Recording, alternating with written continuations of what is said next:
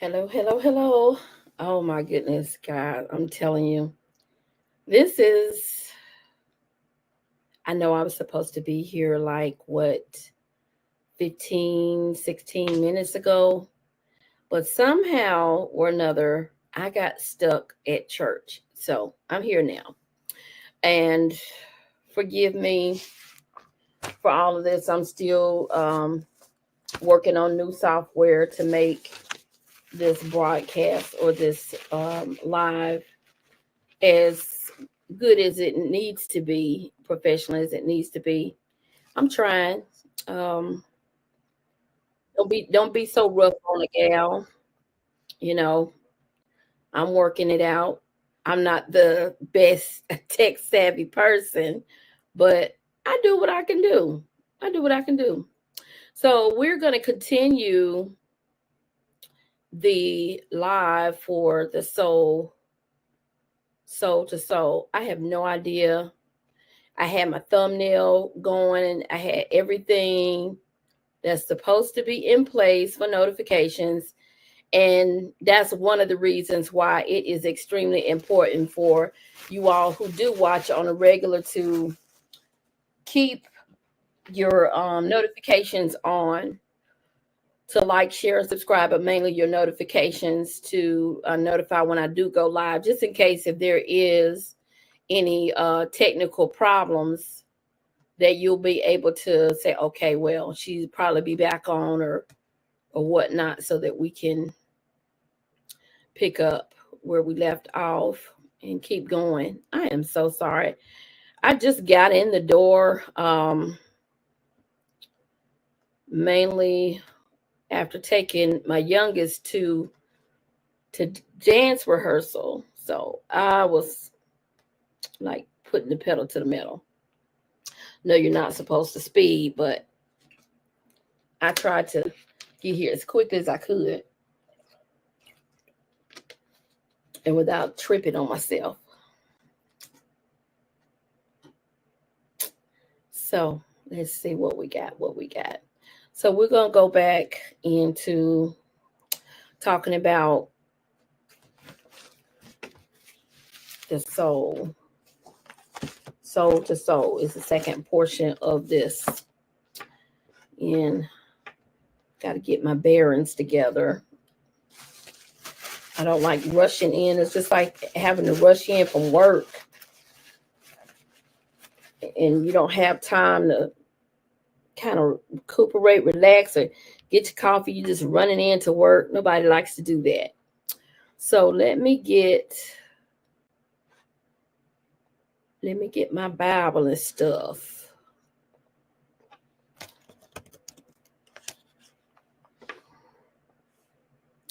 And we're going to talk about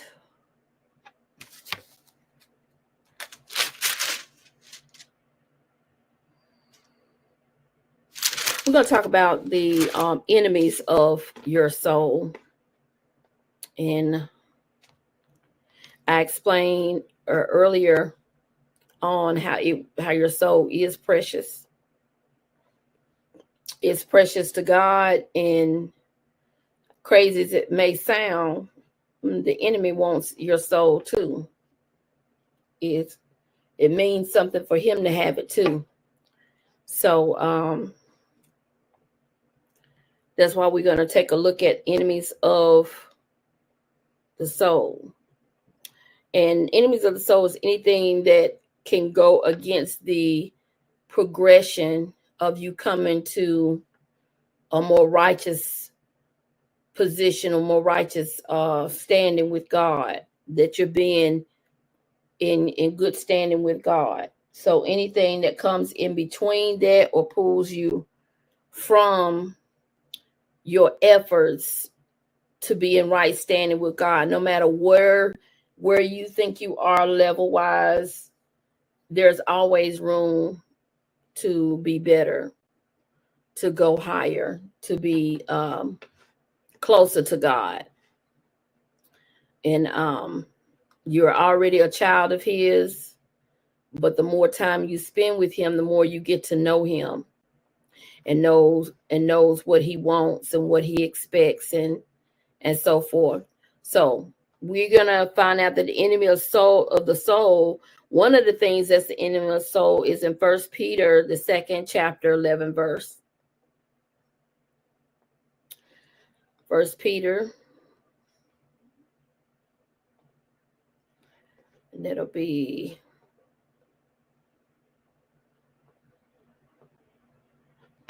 I like the American version. I'm gonna go to King James version. I don't like too many versions of stuff. First Peter, 2nd chapter, and we're going to go to the 11th verse, and it reads, "Dearly beloved, I beseech you as strangers and pilgrims to abstain from lustful flesh, which war against the soul." There it is, war against the soul. Fleshly lust goes against your soul, fights against the progression of your soul. Fleshly lust can hold you back from gaining your crown, from gaining the goodness that God's had for you. So what do we define as fleshly lust? Because some people may not know what that is, or they may feel like, oh, it's not that, but it's this. It's this, but it's not that. So what are things that are considered fleshly desires or desires of the flesh? And they call this expressions of your old nature, when your soul wants to act out on your old nature before you came to know God with a conscience of righteousness, that this is wrong, this is not the right way to do this. So the heart and the destructive attitudes are in Galatians as well. 5 of these fleshly desires are among the list. First is sexual immorality, enmity, always being at odds all the time, always starting stuff, dissension, and drunkenness. So if you can avoid, some things are hard for others, no need to judge at that point. But when we're walking with the Lord, you have to feed this new person. You have to feed this newborn soul. It's been born again. The soul's been born again. And you have to feed him or her a different type of food. And it can't be the food that the old nature used to eat. So that's just like, for me, the body that I'm looking at right now, this would be the fleshly body. The body that it needs to transform to would be one that would need to have a different diet to see a different result, to perform differently. And that's the same with your spirit, man, your soul, that you will need to be responsible for what you allow it to be around, for what you put in it, for what you expose your soul to. And I ain't talking about this fleshly body. So it's so funny that it takes fleshly stuff and it affects the spirit. That's how serious it is. That's how serious it is. So you already know in First Peter, the 2nd chapter, that fleshly lusts are at war against the soul. And if you go to 2 Peter, see, Peter got some things to say about your soul, helping you out with that. So 2 Peter 2:8, it says, "For that righteous man dwelling among them in sin and hearing vex his righteous soul from day to day with their unlawful deeds." So this is talking about being around an environment that's not righteous, what it does to a person that has a righteous soul. And I'm going to read it again. And this is a story where Peter talks about Lot and where he was living in Sodom and Gomorrah and all of the things that were going on. And the word of God, I'm going to 7. It says, and delivered just Lot, vexed with the filthy conversation of the wicked. For that righteous man dwelling among them, talking about Lot, he was a righteous man dwelling among the wicked, in seeing and hearing. He saw what they were doing. Y'all go back and read the Bible. You know all the stuff that they were doing. So it vexed his righteous soul. His soul was righteous. He didn't go along with everything that people were doing. He didn't, he couldn't be in that environment. It vexed his righteous soul from day to day. Every day it vexed him with their unlawful deeds. The Lord knows how to deliver the godly out of temptation and to reserve the unjust until the day of judgment to be punished. But chiefly them that walk after the flesh in the lust of uncleanness and despise government.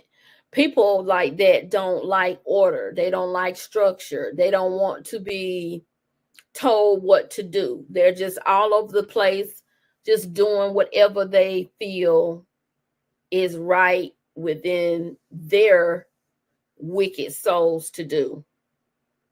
So this is the description of the types of soul. You just heard about a righteous soul, and then you heard about the wicked. And being around so much wicked over a period of time, it will get to you. You might be strong for a number of days or a number of months or whatnot, what have you, just depend on your daily feeding. Do you feed yourself daily spiritually? It just depends on how do you handle yourself daily to fend off things that might turn you back to the person that you don't want to be, the old person. And I do know this for a fact. If you be around people that be cussing most of the time, after a while, you're going to be cussing too, So it does rub off. There's no need of us thinking that we're immune to certain things, or that we don't, I don't know, like we're superhuman or something. This flesh, it is what it is. And it's dust. You take clay and dust and you wet it a little bit. You can move it and bend it this way and mold it that way. But it's just that easy with your spiritual life. It can be changed. The things, a lot of times, sometimes people say that if they won't do something, I'll never do that. Ouch, whatever. The Bible said, don't think too highly of yourself. This ain't nothing but dust of the earth. This ain't nothing special but dust. It's going to go back to the dust. So don't think that you are above doing anything. The flesh we're born in sin, so it's capable of all kind of sin. You always hear people, I would have never thought that he or she would have done that. Well, I'll never say or do anything and then find out you did it. It's, that's why you need the Lord.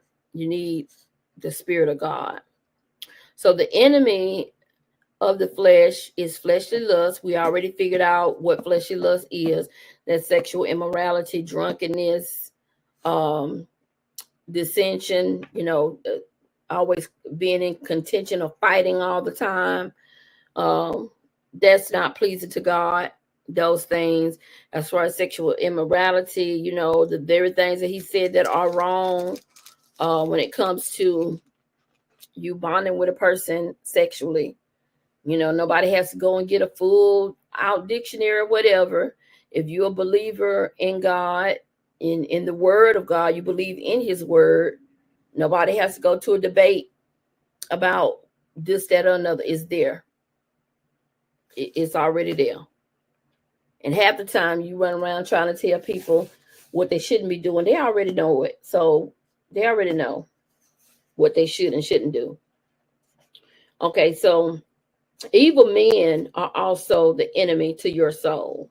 And I'm like, how is that? They keep to themselves and I keep to myself. And sometimes that's not so easy You could go to work and have people that work against you and conspire to cause you problems. And you don't have to do nothing to anybody. You can just be who you are, and be God's child. And he got his people who are doing his bidding, doing the devil's work. So we go to Proverbs 22nd chapter, the 24th and 25th.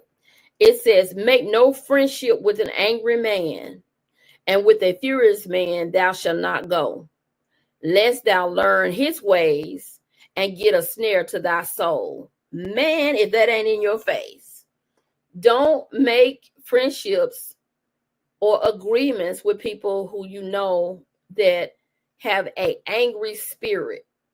They're angry, they're angry all the time or furious all the time. Don't go anywhere with him. And that's wisdom off the chart, because you can go somewhere with people and you having a good time, nothing going on, but they over there done stirred up some stuff. And now, because you went with that person, you in trouble too. And just like these young kids need to understand, hopping in the car and going with somebody that that could be have a history of being a troublemaker or being a hothead.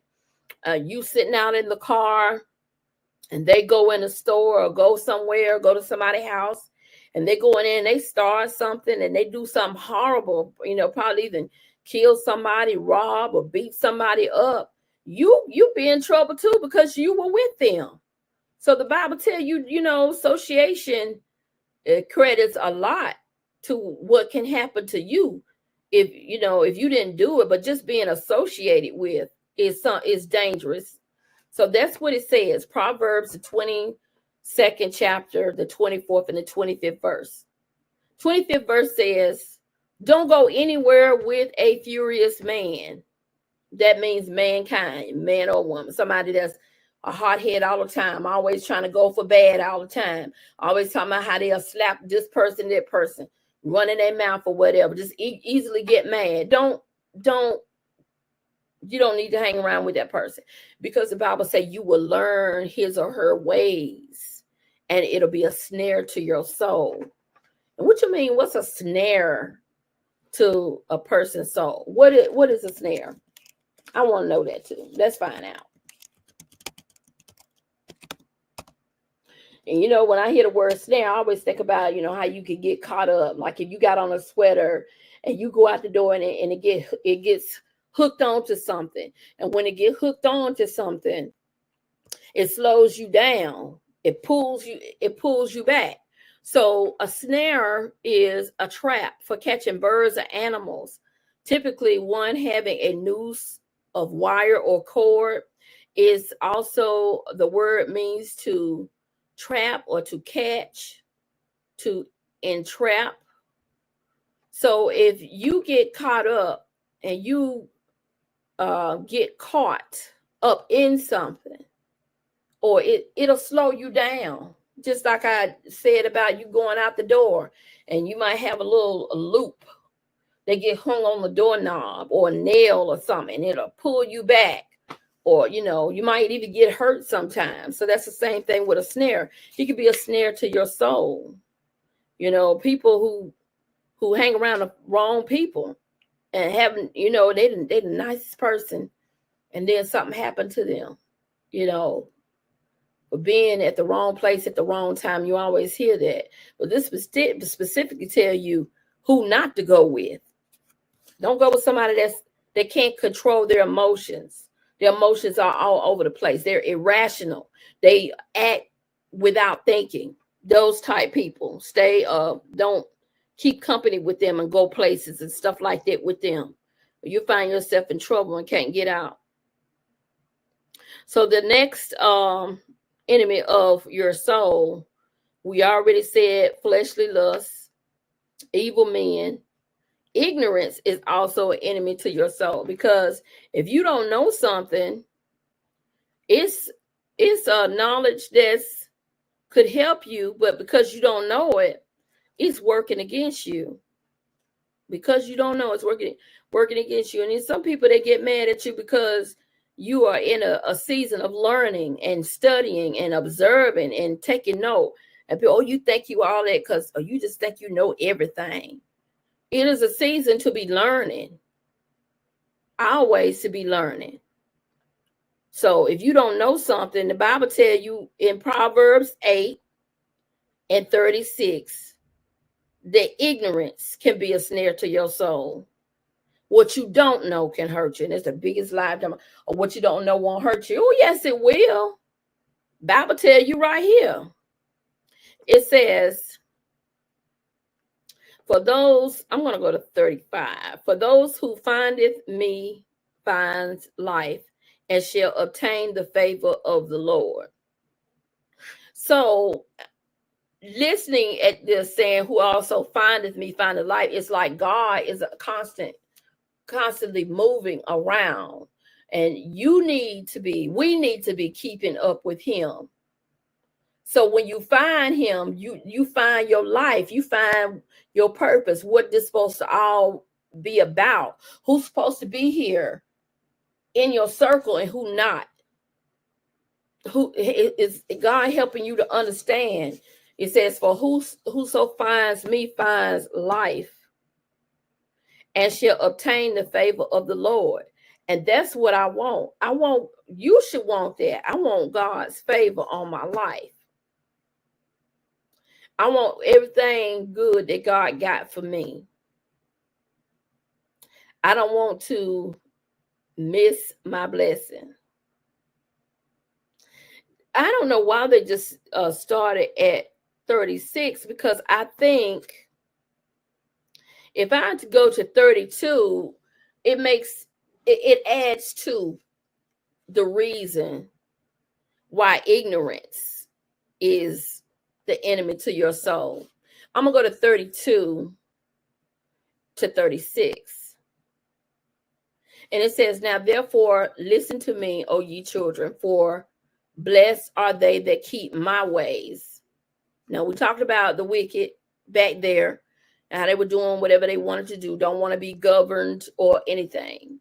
Blessed are they that keep my ways, hear instruction and be wise, and refuse it not. Some people love being ignorant. Some people find that the less they like, I don't want to hear, and they feel comfortable with that. They feel like the more they don't know, the less they have to be accountable to. The more they don't know, they feel at peace. But when it comes back around again, the Bible says, hear instruction and be wise and refuse it not. 33, 34. Blessed is the man that hear me, watching daily at my gates, waiting at the posts of my doors. Now, if you waiting outside, waiting for God at his crib, we know where that is. I mean, it don't necessarily have to be a physical, but you know where you meet God at. That's the thing. You know where you meet God at. Like I said before, you can meet God in your car. You can meet God in your bedroom. And there's a corner, living room. When you get to work, on your way to work, in the car. Wherever you meet God at, that's where his gate is. That's where his door is. It says, blessed is the man that heareth me, watching daily at my gates, waiting at the post of my doors. For whoso findeth me finds life. So if you got to find God, that means he's not sticking around staying in one place. He's not staying in one place. He's here, he's there, he's everywhere. When you find him, you find life and shall obtain the favor of God. He appreciates how you are waiting daily for his instruction. Say, hear instruction and be wise and refuse it not. Man, what I'm giving you, are you picking up what I'm putting down? Is in a nutshell what he's saying. Are you picking up what I'm putting down? Because if you are, you're going to find your purpose in life. You're going to obtain God's favor.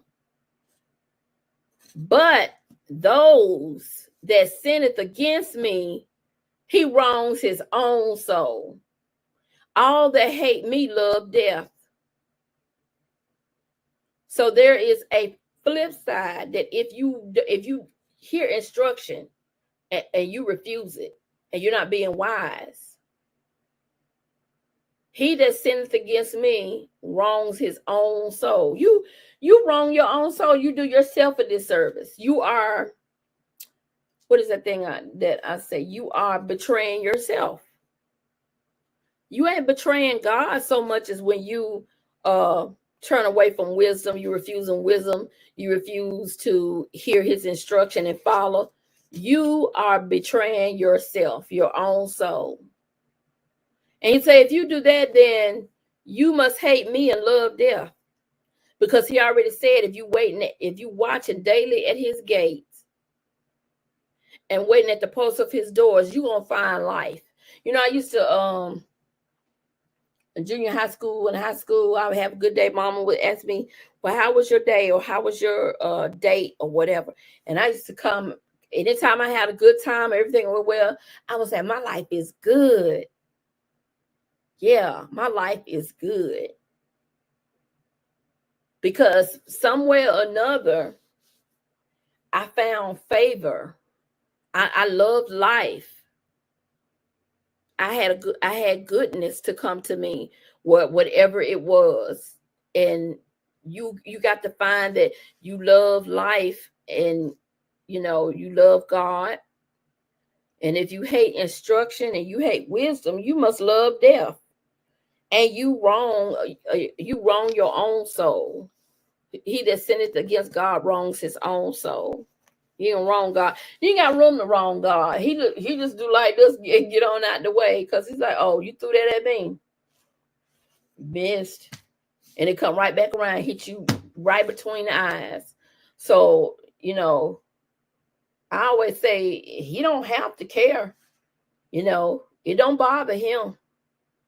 Because we are the ones that got to follow behind him, find out where he is. A lot of time we be going and doing our own thing, and something happen. The first thing we holler, oh Lord, oh my God. That's what we say will come out of our mouth. We're in search of, when we get in trouble, we're in search of, where is God? Oh my God. Lord, have mercy. Yeah, you looking for him at the gates. You looking for him at his doors. Like, God, where are you? He precious when he missing. A lot of time we don't appreciate him when he here. I'm moving along. I put a pin right there, leave that alone. So the Bible also even says that the enemy of the soul is hell. That's in Proverbs too. Proverbs is known for the book of like wisdom or wise knowledge. So we go to Proverb 23. I ain't even gonna quite say the verse yet, because sometimes the verse they give, the one before it, be just as good. So we're going to go to Proverbs, the 23rd chapter.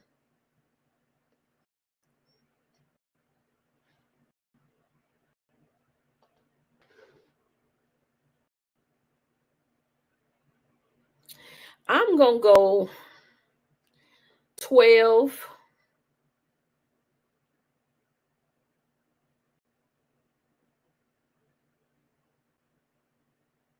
Yeah, 12 to 14. It says, apply thine heart unto instruction, and thine ears to the words of knowledge. Withhold not correction from the child. For if thou beatest him with the rod, he shall not die. But thou shalt beat him with the rod, and shall deliver his soul from hell.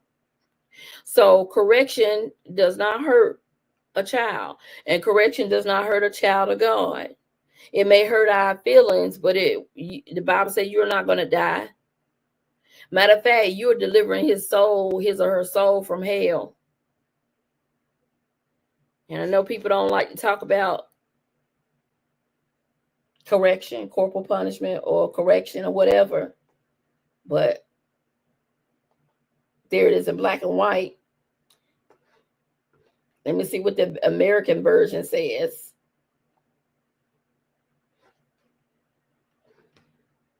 It says, In the American version, apply thy heart unto instruction and thy ears to the word of knowledge.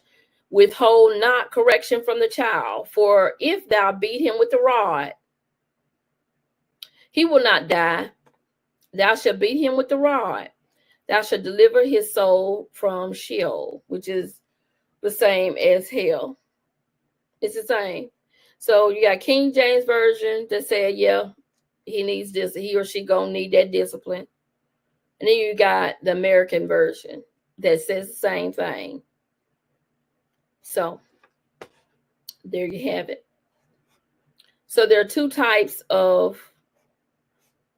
souls. We got righteous and wicked. So I guess we can finish that up on tomorrow. Not tomorrow, my goodness. Next week, we can finish up the two types of souls, like the righteous soul and the wicked soul, and find out the dynamics between the two. You could be interchangeable, with how you act or express yourself. You can be interchangeable sometimes, because like I say, if you don't feed this new soul or this new man the proper food, and you feeding them food from the old, then you're going to see the result of the old. You're going to have a different spiritual diet. You got to have a spiritual diet. And with that being said, I appreciate you all for tuning in to Word Up Wednesday. Thank you so much for your patience that you have shown thus far, because it was rough today. It was rough today. I was really not expecting to be held up in another destination, but I don't know, maybe some things are a test to see, are you still going to be consistent with what I called you to do? Maybe that's the reason. Maybe that's the test. I don't know. I know what y'all think. Like I said, what y'all think? Well, I love you. Remember to like, share, subscribe, put on your notification bell. That way you'll know that exactly when I go live. If I happen to have a little, I hope not to have any more of these little, scheduled tips or whatever. But how y'all like my control station back here? Yeah. Looks kind of cozy, nice little lounge, good scenery or whatever. So this is what I was trying to get back to. No, I'm just kidding. Y'all have a good night.